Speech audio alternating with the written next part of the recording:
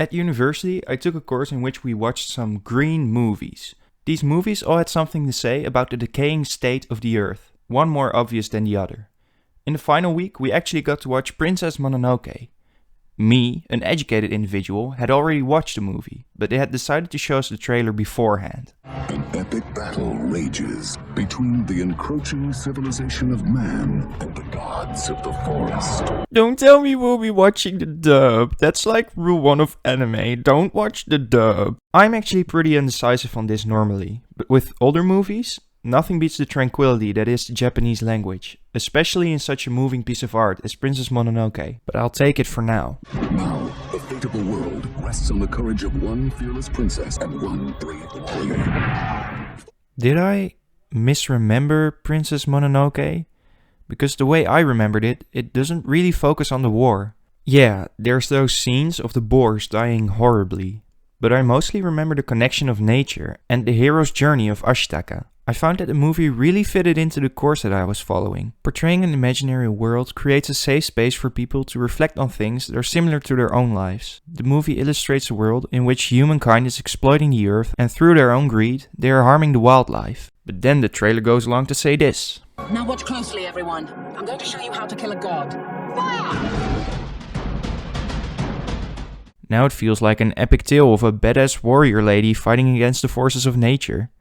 This is actually true for Lady Eboshi's narrative, but this is not the main narrative of the movie. We don't really get a feel from that aside from... Now, the fate of the world rests on the courage of one fearless princess and one brave warrior. With a quick search on YouTube, I found the Japanese trailer for this movie. Let's have a quick look.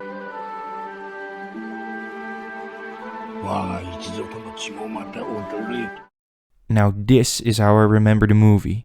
The Japanese trailer takes its time to introduce the two main characters, Ashitaka and Sun. It also immediately captures the tranquility that the movie has, by the wonderfully soothing music that accompanies the imagery. The American trailer, however, starts off with an ominous sounding battle horn, immediately evoking the feeling that we'll be watching some kind of war. It also throws away every feeling of calmness by emphasizing the bombastic fighting that goes on in the movie.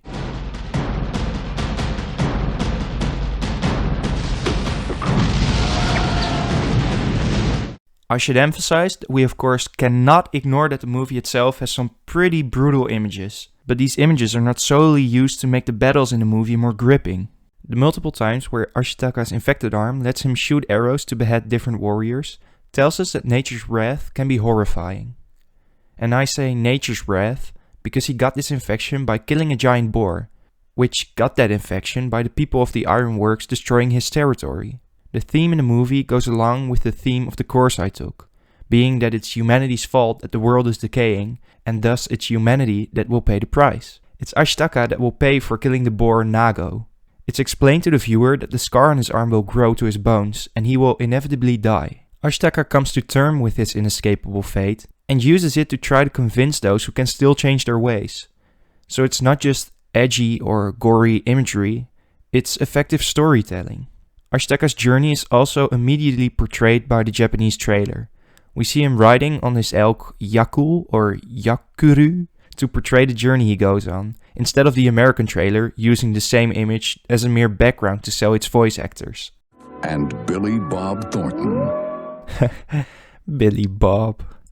But the point is that even in the trailer we get connected to the nature that is portrayed before us. That makes the inevitable destructive nature of man, here shown as Lady Eboshi, even more impactful. The powerful scene where Sun and Eboshi are confronting each other, with Ashitaka in the middle, trying to mediate between the two worlds, is beautifully incorporated in this trailer. It immediately tells us about the conflicting ideals, man versus nature, whereas the American trailer just says...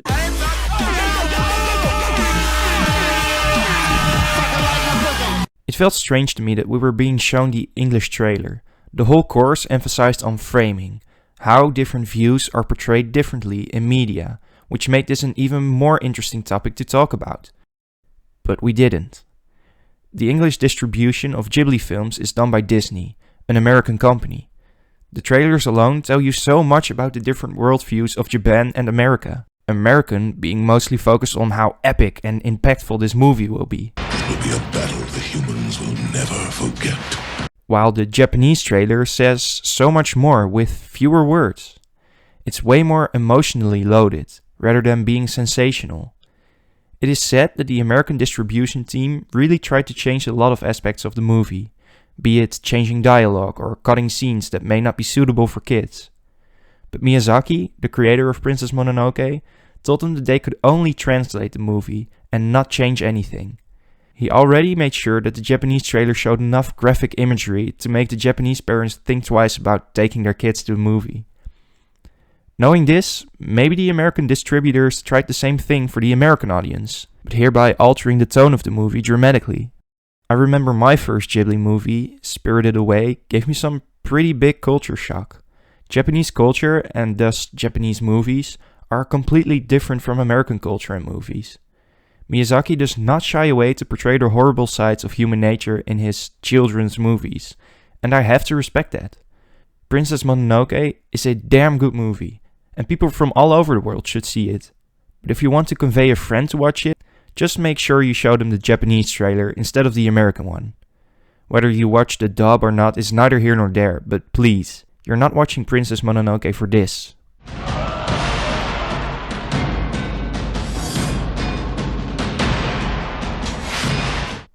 But rather for this. 我が名はアシタカ。東の果てよりこの地へ来た。そなたたちは獅子神の森に住むと聞く古い神か。